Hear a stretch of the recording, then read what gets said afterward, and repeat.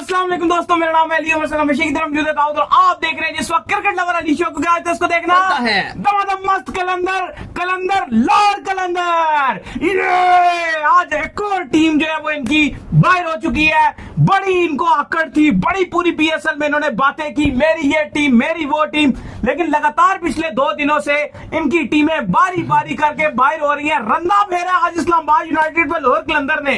जरा इससे बात करेंगे जी इसके बाद कि बड़ा अच्छा रेवेन्यू जनरेट हुआ भाई। चैंपियन ट्रॉफी में व्यूअरशिप बहुत हाई आई है। क्या कहानी है, पाकिस्तान बड़ा सक्सेसफुल रहा है चैंपियन ट्रॉफी के पॉइंट ऑफ व्यू से, वो बात करेंगे। और बात करेंगे इंग्लैंड और जिम्बाब्वे के दरमियान एक डेड रबर टेस्ट मैच भी जारी है, इस पर भी डिस्कशन होगी, जहां पे रूट साहब अपनी सेंचुरियां जो है वो मार रहे हैं और टेस्ट रिटायरमेंट भी है। कितनी बड़ी रिटायरमेंट है? मैथ्यूज श्रीलंका के 3rd हाईएस्ट रन बैटर हैं। तो सारी बात करने की, तो अगर आप हमारे चैनल पर पहली बार है, चैनल को अभी सब्सक्राइब करें, साथ के बेल आइकन ना भूलिएगा। तो बात का आगाज करते हैं नंबर 1 खबर के साथ जो हमारे पास आ रही है। तो लाहौर कलंदर ने आज एक बार फिर दाऊद साहब की टीम पे रंदा फेर दिया। मोहम्मद नईम, क्या कमाल किस्म का इस लड़के ने स्टार्ट दिया। 50 रन की इसने इनिंग्स खेली। फिर कुशाल परेरा नीचे आकर बहुत जबरदस्त बैटिंग करके और करते कराते लाहौर कलंदर 202 रन बनाने में कामयाब हो गया।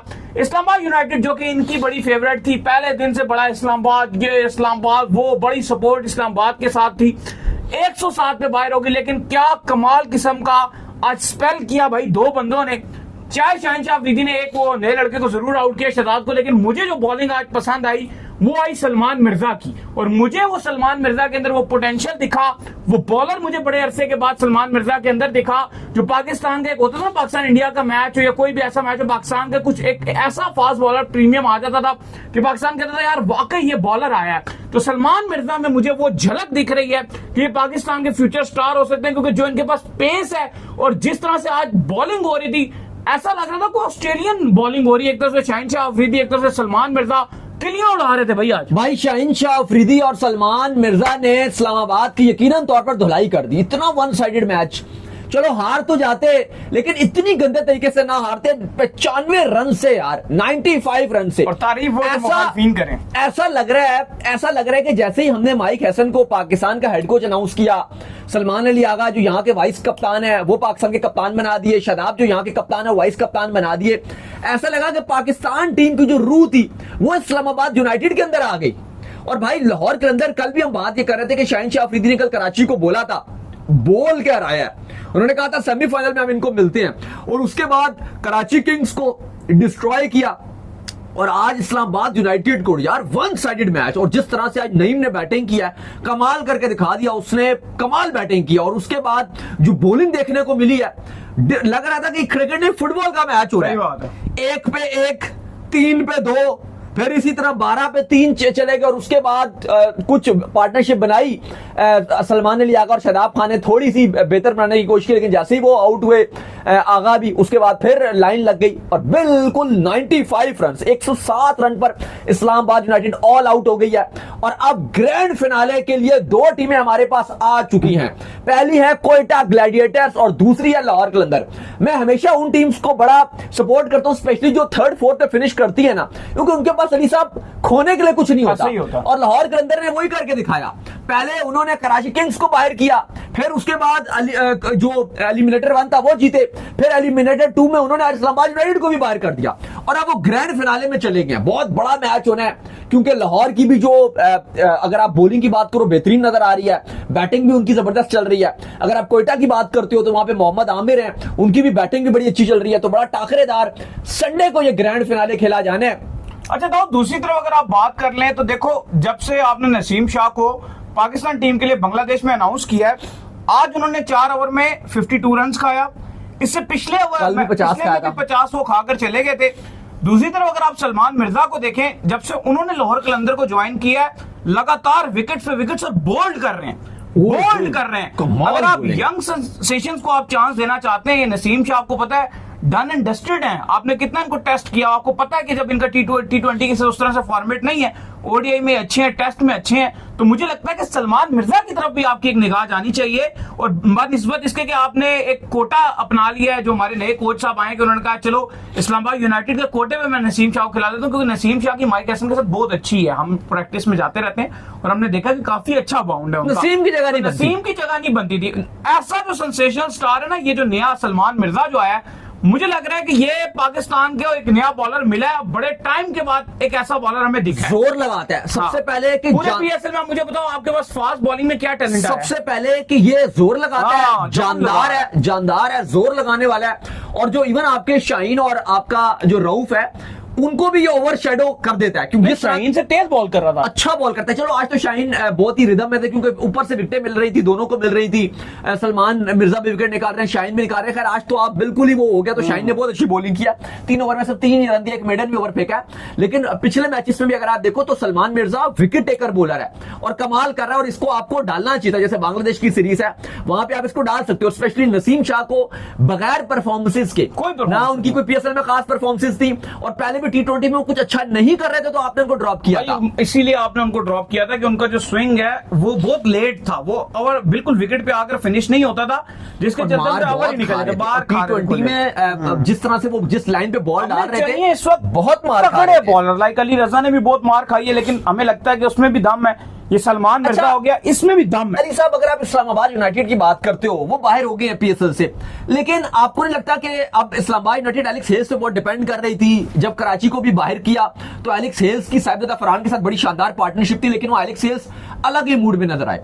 अब एलेक्स हेल्स ने कहा कि फ्रांस में भी उनके दोस्त हैं, कोई बड़े बेस्टी हैं उनकी, शायद यहीं पे फ्रांस में शादी है, तो उन्होंने कहा मैं वहां पे जाना चाहता हूं, तो मेरी कमिटमेंट्स है, तो मैं वहां पे शादी अटेंड करूंगा। और वो आज नहीं थे, और नजर आया आज साहिबजादा फरहान और जो मोहम्मद शहजाद को ओपनिंग के लिए भेजा, जो शहजाद उनकी जगह है, तो बिल्कुल ही शैडो ओवर द शैडो, कोई समझ नहीं आ रहा कि क्या है। जीरो पर वो आउट और शाहीन ने उनको बोल्ड कर दिया।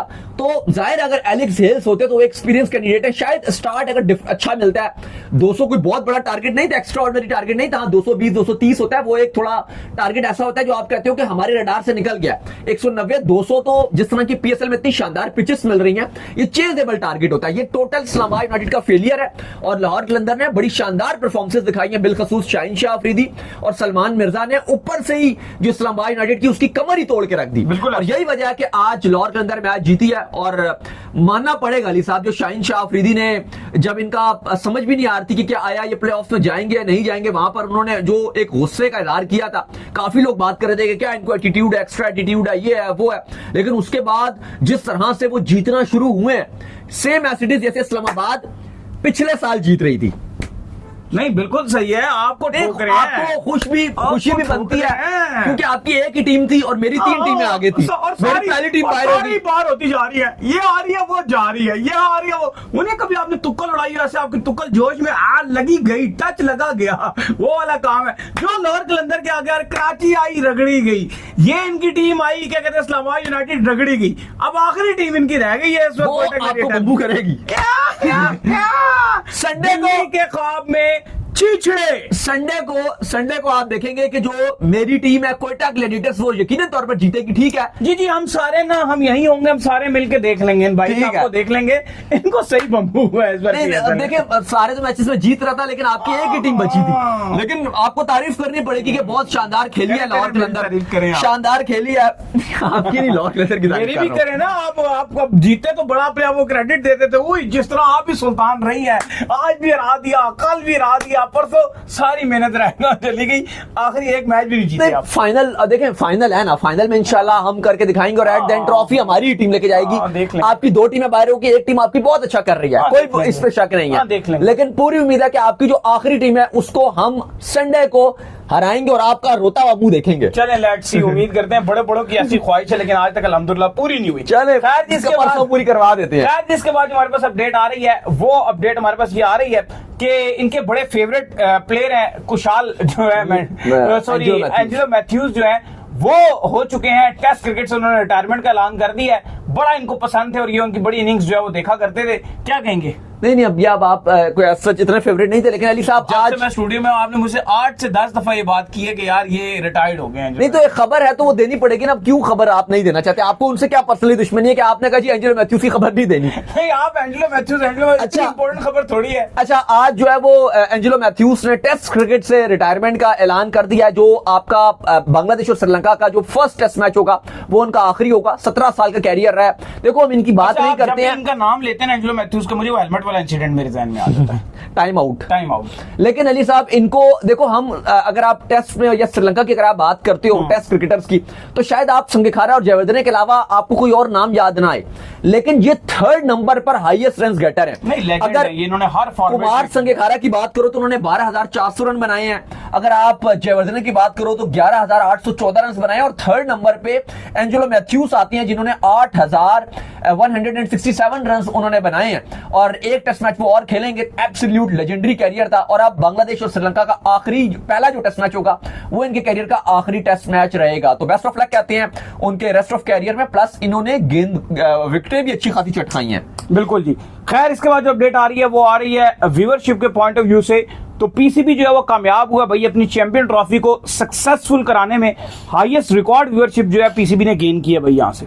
देखिए बिल्कुल, जो चैंपियंस ट्रॉफी 2025 रही है पाकिस्तान में, काफी लोग ये बात कर रहे थे भारत से भी और भारतीय मीडिया में भी कि जी सक्सेसफुल नहीं हुई, ये हो गया वो हो गया। तो जो आईसीसी ने स्टैट्स जारी की और पीसीबी ने, उसमें पाकिस्तान की जो चैंपियंस ट्रॉफी थी, पाकिस्तान और यूएई ने जो होस्ट की थी, ये हाईएस्ट एवर चैंपियंस ट्रॉफी की तारीख में हाईएस्ट एवर व्यूअरशिप गई है। 368 बिलियन मिनट्स की व्यूअरशिप मिली है, 368 बिलियन व्यूअरशिप की। और ये 2017 की चैंपियंस ट्रॉफी से अगर आप कंपैरिजन करो तो 17% ज्यादा व्यूअरशिप आई है, और ये बहुत ही रिकॉर्ड व्यूअरशिप रही है ऑल ओवर द वर्ल्ड। सिर्फ पाकिस्तान में बड़ी नहीं है बल्कि ऑल ओवर द वर्ल्ड बड़ी है। तो ये भी एक बहुत बड़ा, आप कहो कि पीसीबी ने बहुत में काम किया था, जैसे स्टेडियम बनाए, नए स्टेडियम्स बनाए, और वो एक बहुत बड़ा चैलेंजिंग सिचुएशन थी, वो किया। फिर बहुत ज्यादा बातें चल रही थी कि पता नहीं किस तरह से ऑर्गेनाइज होगा। पाकिस्तान 1996 के बाद कोई आईसीसी इवेंट होस्ट नहीं किया, लेकिन क्या शानदार पीसीबी ने होस्ट किया, और उसके बाद अगर आप व्यूअरशिप देखो तो कमाल है। बिल्कुल। तो इसके बाद जो अपडेट आ रही है वो हमारे पास आ रही है, एक टेस्ट सीरीज जारी है जिम्बाब्वे की और इंग्लैंड की जो टेस्ट सीरीज है वो इस वक्त हो रही है। इतना खास कोई टेस्ट सीरीज तो नहीं हो रही, लेकिन चलो इंटरनेशनल क्रिकेट नहीं है तो थोड़ी बहुत जो है वो लोग देख रहे हैं। जॉय रूट जो है वो लगातार अपनी सेंचुरीज फिर मारी जा रहे हैं, back to back. Joe Root ने तो नहीं मारी, नहीं, जॉय रूट ने अपने रन्स किए हैं ना, वो जॉय अभी तो फिलहाल 34 ही किए हैं, लेकिन जॉय रूट का जो चल रहा है कि जो अभी इंडिया और इंग्लैंड की सीरीज होगी वहां पे उनके पास मौका है कि वो बड़े बड़े रिकी पॉन्टिंग तक का रिकॉर्ड तोड़ देंगे, राहुल द्रविड़ का तोड़ देंगे। अभी भी रिकॉर्ड उनके उस सीरीज में वो आप कह लो कि सचिन के बाद दूसरे नंबर के प्लेयर वही रहेंगे। अलबत्ता इंग्लैंड ने एक ही इनिंग में बैटिंग की है और एक इनिंग में बैटिंग करके उन्होंने जिम्बाब्वे को ढेर कर दिया। नहीं, बिल्कुल कमाल किस्म की बैटिंग देखने को मिली। जैक क्रॉले की सेंचुरी थी, डकेट की सेंचुरी थी, ऑली पॉप का 171 था, 565 रन इंग्लैंड ने बनाए 6 विकेट नुकसान पे। स्टार्ट बड़ा बेहतर नजर आ रहा था जिम्बाब्वे का कि कुछ अच्छा करके दिखाएंगे। बेनेट ने बड़ी जबरदस्त किस्म की 139 रन बनाए थे 26 चौकों की मदद से, लेकिन उसके बाद एकदम से उनकी विकेट गिरना शुरू हुई और 265 पर ऑल आउट हो गए। फॉलो ऑन का शिकार हो गए जिम्बाब्वे, और फॉलो ऑन के बाद भी 30 पे उनके 2 खिलाड़ी आउट हो गए हैं।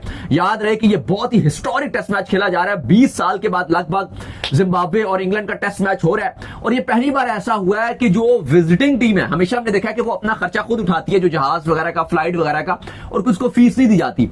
लेकिन इंग्लैंड ने जिम्बाब्वे के तमाम खर्चे जो हैं वो ईसीबी ने उठाए हैं, इंक्लूडिंग जो उनकी फ्लाइट्स के खर्चे थे, और क्रिकेट को प्रमोट कर रहे हैं, वो तो अफोर्ड ही नहीं कर सकते, पैसे भी दिए गए हैं। चलें, उम्मीद करते हैं आज हमारे शो आपका पसंद आया। वीडियो को लाइक कीजिए, हमारे चैनल को सब्सक्राइब कीजिए, साथ में बेल आइकन बजाइए। एक और काम कर लीजिए, वो कर लीजिए, इंस्टाग्राम पर जाइए फॉलो। बिल्कुल, इंस्टाग्राम पे मुझे फॉलो कर लीजिए, वहां पे मैं मौजूद हूं, दाऊद क्रिकेट के नेम से। अगर आपको कोई सवाल हो तो भेजिए और उनको भी फॉलो कीजिए। मुझे फॉलो कीजिए, मैं मौजूद क्रिकेट ऑफिशियल के नाम से लिंक डिस्क्रिप्शन में मौजूद है। नेक्स्ट वीडियो तब तक के लिए अल्लाह हाफिज़, ख्याल रखिएगा।